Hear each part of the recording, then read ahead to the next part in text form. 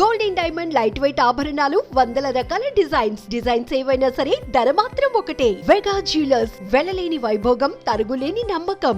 బంధువులకే నాకు తెలిసి కొన్ని ఎక్కువగా బంధువులు. వందల కోట్లు పెట్టేసి ఉంటారు. బాగానండి. ఇప్పుడు లెక్కలో ఇప్పుడు లెక్కలో చూస్తే 100 కోట్లు. మా ఇంట్లో పనిచేసే అతనికి వలసరవాకంలో పెద్ద ఇల్లు ఉందండి. పా ఇంకా దాన్ని బట్టి మీరు చూసుకోండి.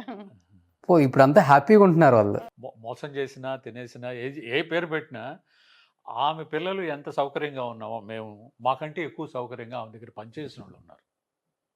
ఆమె దగ్గర పనిచేసిన వాళ్ళు ఇంక్లూడింగ్ మేనియల్ పనులు, ఇంట్లో పరిచారికలు అంటారే అట్లా పనివాళ్ళు మాకంటే మంచి పొజిషన్లో ఉన్నారు. ఎందుకంటే ఇప్పుడు వలసరవాకంలో అప్పుడు వెళ్ళలికి ఇప్పుడు ఒక గ్రౌండ్ ₹1,00,00,000 పైన అమ్ముతుందండి.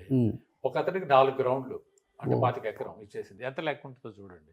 అలాగే చిన్న ఎగ్జాంపుల్ అది. పనిచేసేవాళ్ళు మిగతా వాళ్ళందరూ కూడా వ్యాపారాల్లో కానీ మిగతా కానీ బాగా స్టేబుల్గా ఉన్నారు. మంచి జరిగింది. ఒకటండి, ఇప్పుడు ఆయన అన్నట్టుగా ఒకళ్ళని తీసుకుని వచ్చి వాళ్ళని స్టెబిలైజ్ చేసినప్పుడు అతను వచ్చి వాళ్ళ ఫ్యామిలీ మొత్తాన్ని తీసుకుని వచ్చి స్టెబిలైజ్ చేశారు.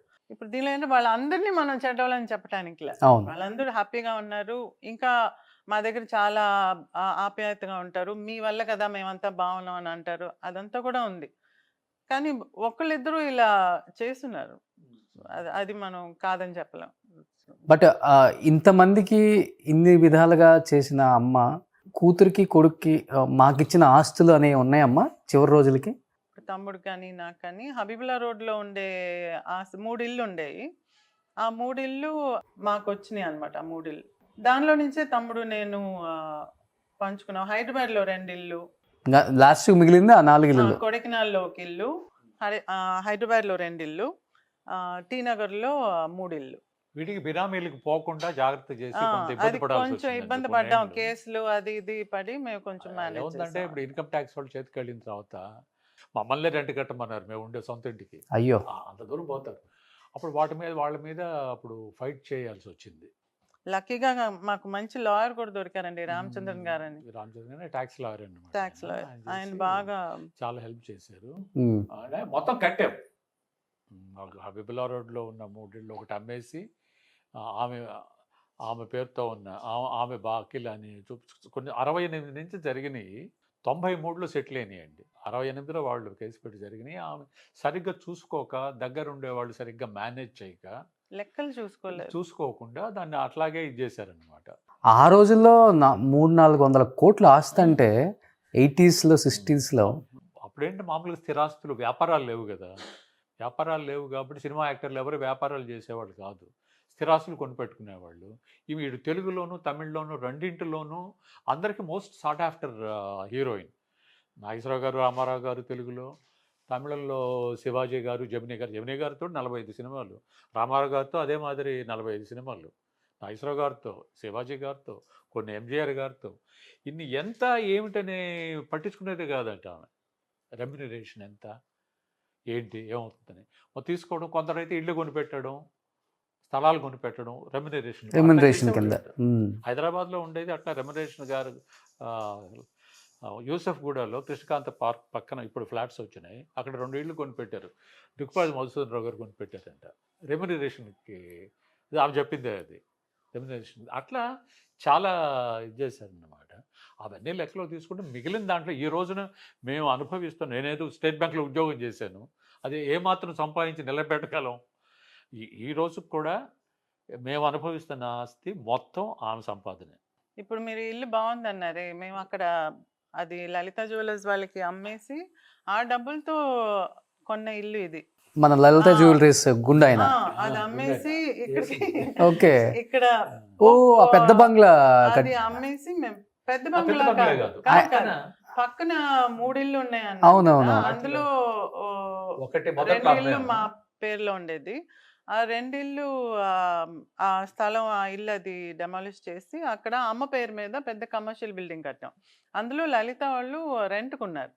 ఒక స్టేజ్లో ఆ రోడ్డు అది కొంచెం బాగా కమర్షియల్ అయిపోయి మాకు పిల్లలకి కూడా అదొక్కటే ఆస్తి.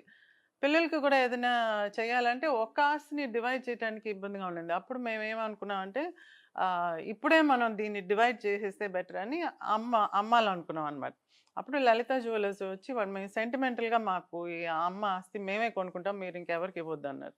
అప్పుడు ఆయనకి ఇచ్చేస్తాం. మాకు ఇంకొక సెంటిమెంట్ ఏంటంటే ఆయనకి ఒకటి జ్యువెల్ షాప్, అమ్మకి జ్యువెలరీ అంటే చాలా ఇష్టం. అమ్మకి ఎంత కార్లు పిచ్చి ఉందో ఆయన కూడా అంత కార్లు పిచ్చి, అవును. కిరణ్ గారికి కూడా. అందులో ఆయన అమ్మ అమ్మ అంటే మా దగ్గర చాలా ఆప్యాయతగా ఉంటారన్నమాట. నన్ను మీరు తమ్ముడుగా తీసుకుని, నేను తమ్ముడు అనుకోండి అంటారు ఆయన. సో అలా ఆయనకి మొత్తంగా ఆ ప్లేస్ని ఆయనకే ఇచ్చేసాం అనమాట. ఇప్పుడు ఆయన అక్కడ ఉండబట్టే ఆయనకి అంత స్టార్ తిరిగింది. నిజంగా నమ్మకం నాకు ఇక్కడ వచ్చిన తర్వాత నాకు బాగుంది. ఆయన ఎంత సెంటిమెంట్ ఫీల్ అయ్యాడంటే ఆమెది ఈ పిక్చర్ కి ఒక ఫోటో ఉందండి బ్లాక్ అండ్ వైట్ లో. ఆ ఫోటో చూసి తీస్తున్నారు ఈ పెయింటింగ్. ఓకే. ఆ ఫోటో అక్కడ ఉండేది ఇంట్లో. అది మేము ఎంట్రన్స్ లో ఉండేది ఆ ఫోటో. ఎంటర్ అయ్యేటప్పుడు అది మేము 4 అంతస్తులు కట్టామన్నమాట. అందులో ఎంటర్ అయ్యేటప్పుడు అందరూ ఆ అమ్మ ఫోటో చూస్తూ వెళ్ళేవాళ్ళు అనమాట. ఆఫీస్కి వెళ్ళటం అదంతా మేము అలాగే వస్తూ మేము ఇక్కడికి వస్తూ ఆ ఫోటో తీసుకుని వచ్చేస్తే ఆయన నెక్స్ట్ డే వచ్చేసి ఫోటో ఎక్కడా అన్నారు.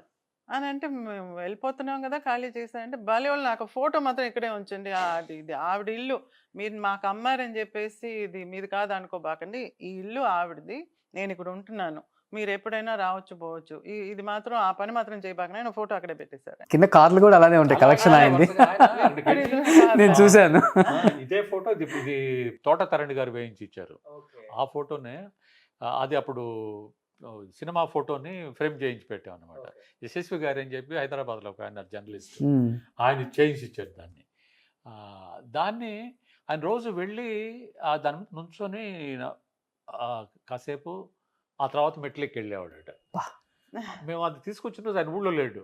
2 రోజుల తర్వాత వచ్చి చూసి చెప్పేపించాడు, మీ మాదిరిగా అది ఫోటో బాబు మాకు అది కావాలని చెప్పేసి. మాకు సంతోషం ఏంటంటే ఆయన బాగా ఎదిగాడు. అవును. మేము అక్కడ ఆ రోజు ఆయన కొనుక్కోవడం, ఆ తర్వాత డిమానిటైజేషన్ రావడం, ఆయన కొనుక్కోకుండా ఉంటే ఆ రోజు మేము ఇబ్బందుల్లో పడి ఉండేవాళ్ళు. మేము అమ్మడం వీలు కలెక్కను, లేకపోతే మిగతా సరి చూసుకోలేక మంచి టైం అనిపించింది నాకు. ఇప్పుడు ఇక్కడ ఇది మంచి ఇల్లు కొన్నాము, బెంగళూరులో ఒక ఇల్లు కొన్నాము, ఈసీఆర్ లో ఒక ఇల్లు, ఇన్ని ఏర్పడినాయి అనమాట. ఇదంతా అమ్మ ఆస్తే కదా, అంతే కదా. ఇద్దరు పిల్లలకి ఆస్తులు తయారైంది, మాకు హ్యాపీగా ఉండడానికి ఒక ప్లేస్. అభినయ్ కూడా అక్కడ కొన్నాడు ఈసీఆర్ లో. ఇప్పుడు అంతా అక్కడికి వెళ్ళిపోతున్నారు. తను అంటే అక్కడ మోజు ఎక్కువ. అప్పుడు తను మాకంటే ఊళ్ళో ఉండాలని దాంతో ఇక్కడ కొన్నాడు. సుమన్ టీవీలో మీ పర్సనల్ అండ్ బిజినెస్ ప్రమోషన్స్ కోసం కింది నెంబర్కి కాంటాక్ట్ చేయండి.